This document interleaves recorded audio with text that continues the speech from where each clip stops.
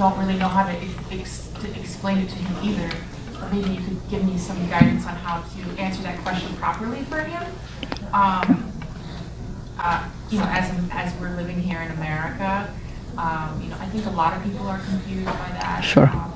Very quickly, okay, inshallah. Okay, alhamdulillah. This is a really important question and a misconception and a concern that our fellow Americans, they may have about the term Sharia and Sharia law. So very important, first and foremost, we have to define what Sharia is, right? And we should not, personally, I don't go into the linguistic definition. That is going to confuse them more. I will not go into, what is the root words of Sharia and what does it imply. What I mention to them is, Sharia is a how-to manual.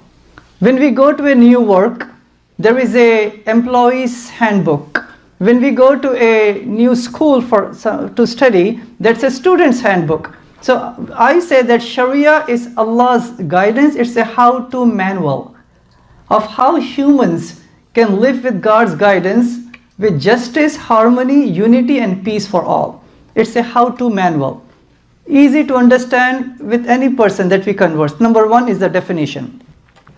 Number two is, they may sometimes think that Sharia is something new, guidance is something new that came to Muhammad, peace be upon him.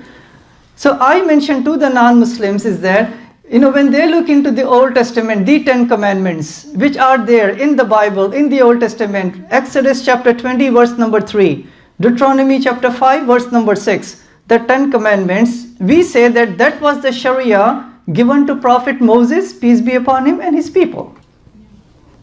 And then I go over really quickly what are the 10 Commandments. The very first commandment is that worship only one God, do not make any images. Then the rest of the commandments have to do with, respect your parents, do not lie, do not cheat, be good to your neighbors. All of these, we say that that was the Sharia guidance given to Moses and his people. Point number two. Then point number three, I ask the audience, especially the non-Muslims in the open houses, what comes to your mind when you see the images on Fox News, right? They talk about Sharia, and what images do they see? About oppression, punishment, stoning, cutting of hands, right?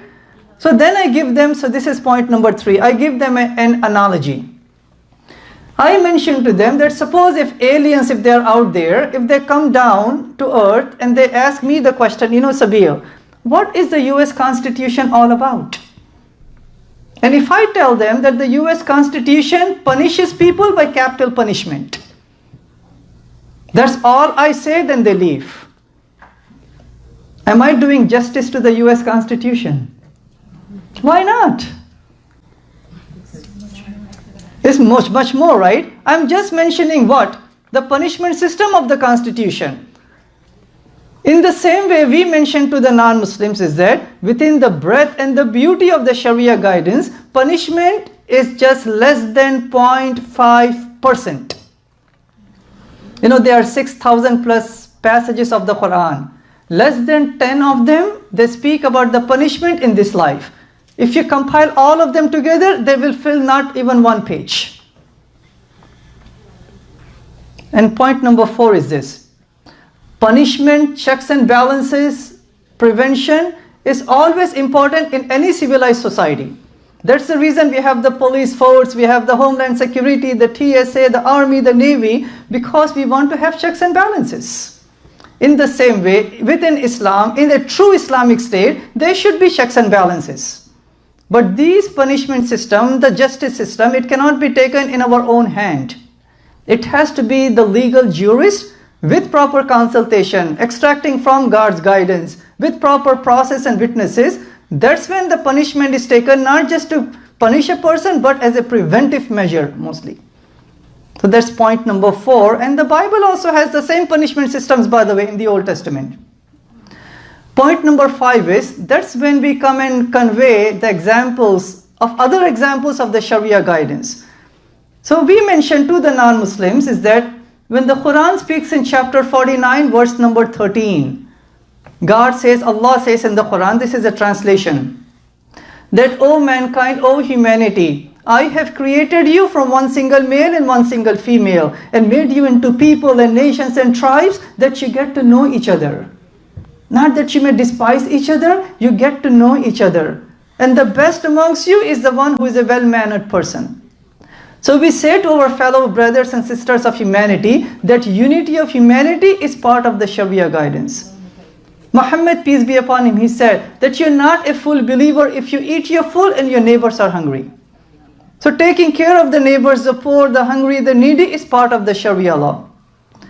Paradise lies under the feet of your mothers. That means taking care of your mothers, respecting our parents, being good to the elders. That's one of the ways of going to paradise. So taking care of our parents is part of the Sharia law. Muhammad, peace be upon him, in an authentic narration he said, say something good or remain silent.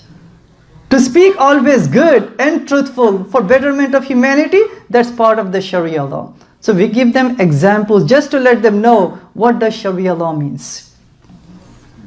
Then I would say, just like some people in the Christian faith, they have abused the Bible, taken things out of context from the Bible, and have done the Crusades, the Spanish Inquisition, the genocide of the Native Americans, the slave trades. In the name of the Bible, we don't blame the Bible or Christianity, we blame those Christians.